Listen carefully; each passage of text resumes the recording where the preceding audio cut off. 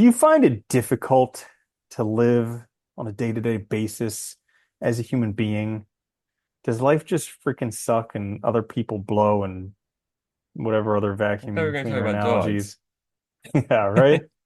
Well, you're in luck because today's episode, we're going to be talking about the challenges of being human. This is the Existential Stoic It ain't easy. podcast. I'm Randy. That's Danny. What's going on, Danny? What's up, Randy? Yeah, so this is interesting. I mean, this is all based off of the premise, of course, that we are actually human and we're not just some AI. Or in a Matrix or something, and just like a brain in a, yeah, I mean, yeah. But whatever, Hmm. we'll go with that because that's our experience. Right. So there's a lot of challenges coming with being human. And this idea kind of came because like there was I forget what it's called, like a tautology or a truism or something like that, where like, Pathology. yeah, where like I get down on myself when I make mistakes. Now I'm probably the only person who does that. Everybody else is just Nobody else critical. does. But No yeah, one. nobody else Yeah. does it. Yeah. But like I get down on myself when I make mistakes. And so I heard this tautology one day that's like humans make mistakes. I'm a human. Therefore, There I will make mistakes. Yeah. And like that, just hearing that like lifted a whole bunch of pressure off of my shoulders.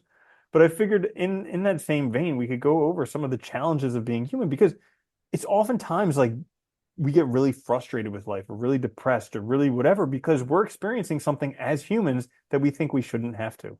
You know what's funny? It's like one of the things, like one of the reasons I'm happy I studied philosophy, and it's like sad that I always feel sad that more people don't read, like don't have to study it, but don't read it, you know? Because like one thing it did teach me and I found fascinating was like people have always struggled pretty much with the same set of mental problems and and issues with living their lives, right? About what is good, what really has value, how do I decide things, how do I be a good person? These things have been just bothering us forever. Like, what's success look like? What is happiness? How do I get it? And I think it's interesting because when you look at, you can go back to like ancient philosophy, contemporary, and you'll see the same questions again and again. And at least, granted, they might not always have the answers you want, but it at least shows you that, you're definitely not alone in this. This has been an ongoing issue. We've always been trying to, understand our place in the world, understand what this means, find, the best way to live because we have this, as far as we know, we have one chance, right? We want to make it the best we can, Mhm. and it's, it takes a lot of work. It's difficult. And the other thing I liked Yeah. about too, one other thing was like, I do like that all the philosophers do, none of them say like there's a quick fix. Because it's all, for all of them, it's lifelong process and they might That's only never the get modern there. gurus that have a Yeah, quick fix. I know, the And it 7 minute comes with a solution. price tag. Yeah. Oh God, I know, I get so tired of that. Mhm. And it's always shorter. They started out with like 7 weeks. Now it's like 2 minutes. Just do Yeah, this right? thing. Just do this one breathing meditation technique and you'll be enlightened and happy forever. But also an interesting thing is that, you can kind of have it figured out for a little while. But Yeah. then when you most need whatever you figured out, it's not even there. It's We gone. It disappears. Yeah, we've talked about that before. It's like, it's like you have all these tools in your backpack, but when you need it, you forget it every Hmm. freaking time. I know, I think about that a lot because like every time I have like a moment of like depression, anxiety, or something like I should know how to deal with this, but yet I just in the moment, it's like it's all just your brain just like it just pushes everything outside. Yeah, Yeah. it's really weird. Yeah, it's like you know, well, I think it was Epictetus who said it to Epictetus, Epictetus, they're hard to say. who I know yeah, they who it's not what happens to you in life, is your interpretation of it. And like, granted, logically, know that. As soon as bad stuff's happening in my life, logic goes right out the window yeah. because it's the terrible things happening to me in my life, not my interpretation of them. Well, I think this is what's interesting, right? This is what a lot of these guys realized really early on, thinking about that stuff. Was like, I think that's kind of our problem is that we're not just rational beings, right? We have emotions, we have lots of other things going on, and our emotions are insanely powerful in Mhm. comparison. Like Yeah. reason's great, don't get me wrong. And like we can come up with justifications for things, it's pretty strong, but emotions really do trump it. And I think that's why, you see, like, especially like the ancients talked about, like, with the virtue, like practice, repetition, because it helps you kind of recognize things, be aware of it, and then make the right decision or do the right thing at the time that you need it. But it takes a lot of work. It's not instant. And it always blows my mind how strong emotions are. Like Hmm. every time, like at the end of the day, when I start to get like depressed, down on myself, like I'm a failure, and then I realize I'm just tired and grumpy. And it's like, but it Yeah. surprises me every time how real that feeling is. Hmm. At that moment, it seems Yep. like that is true. It's really weird. Yep. I know. I get there all the time too, and I'm just like, ah, it's late. I need to go to sleep. Yeah, I've been telling myself that now. I'm just like, I probably need to sleep. I'll assess this in the morning, and then I wake up in the morning, I'm like, I feel fine. Yeah. Oh, It's so that is another challenge of being human. How there's no like happily ever after. There's no once and done. It's like, we're hungry and then we eat, but it doesn't last forever. It only lasts for a few hours and then we're hungry again. Or like we're thirsty and we fix that and then we're thirsty again. And we're like breathing. All these things that we do, it's never done. It's just, time. That's, I think, one of the worst lies we tell ourselves, especially to young people, like kids and stuff. All those movies, all those books you read about the Fairy happily ever tales. after. Yeah, all the happily ever. Well, the old fairy tales, they weren't happily ever after. They were horrible. And Yeah, in the some sense, children that get might have eaten been by some better. witch in the woods. Yeah. Yeah. Because all Uh-huh. the happily ever after stuff, though, it makes it seem like there is a clear causal relationship between actions and consequence. And once you hit this thing, you're good. That's it. You're happy from now on. And what it doesn't tell you is that it requires continuous effort and work to Yeah. maintain. And I think it is because I think we all suffer from that, right? Like all I They gotta need they do need is to get this. update. Yeah, they need to update Cinderella. How it's like, that he finds a glass slipper, puts it on her thing or on her foot, and then happily ever after. It should be like finds it, puts it on her foot, they get married. 3 years later, they hate each other, get divorced. That would be more realistic. Or just like they have arguments, they have to work through things, they're seeing a marriage counselor. Uh-huh. Yep. It's a 7 hour version. Yeah. Yeah. But it's a challenging thing being human. But also, so like here's another thing is like all the things that you experience as a human, you may think that you're the only person who experiences it, or you may think that it's the worst for you, or can't get any better. You're the one that doesn't, but every experience has been experienced by other people, and Well, there's and nothing unique to you. And that's yeah, the hard part though, right? Because from your but I'm a perspective, it is. beautiful snowflake. Yeah. But from your perspective, it is, right? Like your Yeah. problem's going to be the worst thing Yeah. comparatively. But yeah, no, I think you're right. Like it is helpful to remind yourself that other people have gone through this because it makes you feel less alone. And also it means that, it's not this thing that's insurmountable. There are solutions, right? I think the other thing too is, and I think this is something I've been trying to work on more, but like not taking ourselves so seriously all the time Mm. is important. I think it really does help, like both laughing at yourself, but also just realizing that your shit's just not that important. And maybe you can step back from it because it's so easy, especially nowadays, with like the way that people work, the, pressure put on everyone, the stress. It's so easy to feel like the stuff I have to do is like it's the end of the world if it doesn't get done. But the reality is it's really not.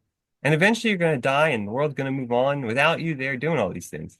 So like it's going to be just fine. So I think from that perspective, it's important if we take ourselves a little less seriously, it can also help us to, I think, deal with these moments of peril, sort of being a little bit easier on ourselves. Hmm. Yeah, absolutely. There was, let's see, my civic obligation to vote, and it was one of these people who takes politics exceptionally seriously, like Yeah. extremely seriously, and it's probably the most important thing in their life.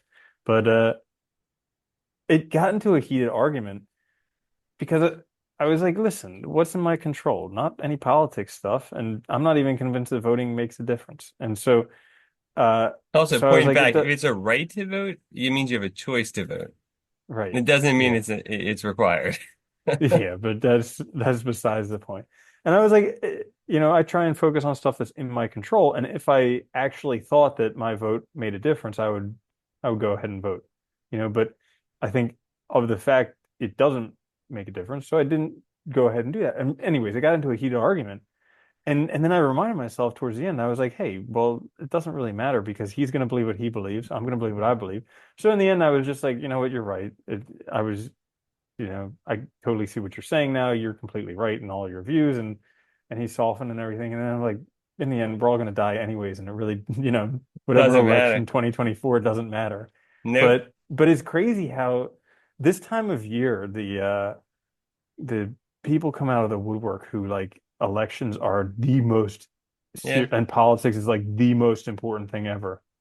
Well, it's funny because they put so much. Yeah, it's like they put so much of themselves in this. It's like, it's like when somebody goes through like a game and like, whether the team wins or loses will determine like their mood till the next Yeah. game, Yeah, it's right? crazy. It's Yeah. like that weird group think and like and I get it. It can be fun. Like it can definitely be fun and it can be engaging when you let yourself kind of fully embrace something like that. But it can also be really detrimental and problematic too, especially for like you said, like, we don't have control over it. Yes, you can vote. That's the thing you can do. That is the thing you can do. Beyond that, really, there's not much else. Unless, I mean, you can, I guess, spend a lot of time like trying to do stuff and whatever for it. But yeah, it is funny though, but at the same time, I know I hate those kind of arguments because the other person just wants you to validate that they're right. That's all they really want. It's one of those things where like the first thing they said was, "So what do you think is going to happen with the election?" And in my back of my mind, I'm like, "Oh no, here we go." Yeah, it's always the case. Yeah, it's like Yeah. who care less. And it's funny, the Uh, next election will be the most important election ever. And then the next one. Always, always, Yeah. because that's yeah. So, what other things suck about being human? You know what really sucks about being human? What's that? My biggest challenge right now is that there is a limit on how quickly I can learn and get things done. Yeah, it does suck, doesn't it? Sucks big time. Like I remember Elon Musk was talking about how like one of the big problems with phones is that you can have all this data coming to you, but like actually inputting data is somewhat slower by either texting or voice or whatever, but it's still slow. So that It's was limited part by of the his speed at which we can do things. Yeah. yeah. Yeah, so that was part of his idea for Neuralink because that would enable you to input stuff a lot faster. And then they And I could was like, just man, inject if the ads right to your brain. yeah, and then I was like, man, if they had that for learning where you could just like boom, download it. Because I was thinking about that's like there's like an input into your brain where it can only be like what you can read and what you can learn and what you can do in a day, but that's there's a limit to that. And if Oh, you could dude. take those limits off, you could be limitless. I mean, people probably, yeah, like the movie. Yeah. The, Matrix is a good example of this, but when he hooks in and like Yeah. learned that is such a cool scene because like that would be incredible if you could just be Now like, I all know right, Kung Fu. yeah, I know Kung Fu. He's great. I'll tell you about Arnold later, but it's not relevant Whoa. now. Yeah. I like Keanu Reeves a lot. He's great. hmm But hmm yeah, it would be awesome. But we are limited by stuff, and I think that's the other thing is realizing we have limitations. Like most things, like really big things, they extend beyond one generation. They take many. I mean, if you think about it, I always think of this too, like the human project, I guess if you want to call it that, is like ongoing. We're hmm constantly adding to knowledge. We're constantly adding to progress, technologies, things that we're creating, ideas, all kinds of areas. And so it's ongoing. Nothing's fixed, settled, definite, right? That's a great point. Like one thing that I do every once in a while is I just kind of like de wonder at the infrastructure that's already built. Like the Yeah. house that I live in and the power coming to this house and the water coming to this house and you flush the toilet and all this stuff disappears and the trash you just put it outside and it's taken care of. Like just 150 wonder in years ago, they were amazement just and throwing it marvel. out the window. Yeah, but it's like all this stuff that I did not have to concern myself with. It's just taken care of. Yeah. It's pretty amazing, isn't it? Crazy. But I think that's the other difficulty of being human. Thank you for reminding me. Is, Hmm. you know, we have this tendency to very quickly take for granted what's Yeah. already present. And Mhm. we're very quick to just assume what's normal. And I get it because it is I'm sure that probably comes from some evolutionary thing, right? Of like security, what's familiar versus what's not familiar, that kind of thing. But we have this weird tendency where we take things for granted very quickly. And I think you have to be aware of that because like, important things like relationships, like your happiness with work, your choices, like those can all suffer if you take them for granted because it means you won't make changes that are good for you. They're going to help you move forward, help you advance, help you live a better life. hmm That's a very good point. And there's like so some of the cognitive distortions that we sometimes talk about, there's focusing on the negative, but there's also discounting the positive. Yeah. So like and one of the ways, so like discounting a positive is all the good stuff in your life, it doesn't count. So like, you have someone take your trash away. That doesn't count. It's like a municipal thing. It's not, it's taken, Everybody you gets have that. That doesn't count. everybody gets that. Yeah. You have a fully functioning car that gets you where you need to. Oh, that doesn't count because everybody has a car. Clean I drinking don't have a water. Lamborghini. You Yeah, don't have clean to drinking, walk a all this mile to stuff. go get it, right? Yeah. And so like discounting the positive. So one of the ways uh to combat that is to actually list the positive. So like count your blessings, That's a essentially. good one. That's kind of like the Yeah. small delights thing too, right? Like I think this is Hmm. important that people, I wish it is funny. Like I wish pe we got taught this stuff in school. We have this education system that doesn't teach us anything about living life, which cracks me up. But I Like, read the Scarlet Letter. yeah, like it's like instead of like, I don't know how to live and be happy and like a well-rounded and Yeah. person, whatever. But yeah, it is funny. Like I wish they kind of taught that like when we were younger, that like, there's lots of good things, but if you don't keep actively recognizing them, you will easily just ignore them. And then you Hmm. forget and quickly imagine yourself way worse off than you actually are, and you imagine your situation way worse off. I see this all the time. Like, it's like, well, it's like, when we transitioning jobs, right? I talk to so many people that are so unhappy in what they do, but so afraid to take that step. And part of it because it's, even though they're unhappy, they're familiar with their unhappy, crappy situation and they're Hmm. scared of changing it. It's like if you focus on what you did have and realize that you can make those changes, you would, and you'd be better off.